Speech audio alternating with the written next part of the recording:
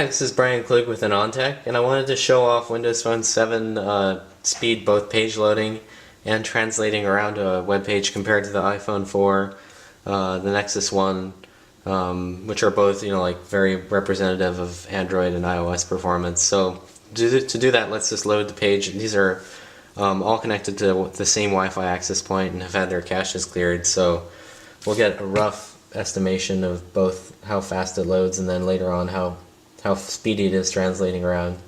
So let's go. As you can see, Android is just really fast at loading that page, and then iOS is second, and Windows Phone isn't bad.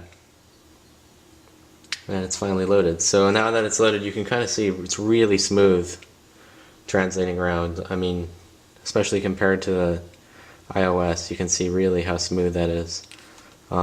And then of course Android is still a little bit more choppy. So while the browser may not load as fast, it definitely feels fast after you've got the page loaded, especially doing things like this. You can notice there's just a little bit of chop there. And of course Nexus 1 isn't the fastest anymore, but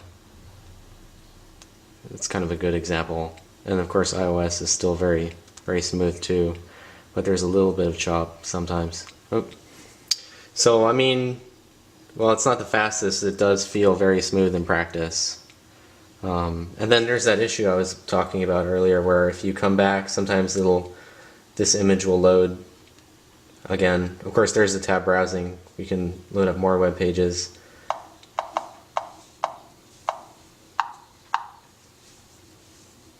And then we should be able to come back. Yep, and see how the image kind of pops in there. So that's been a brief demonstration of the Windows Phone 7 browser. Thanks.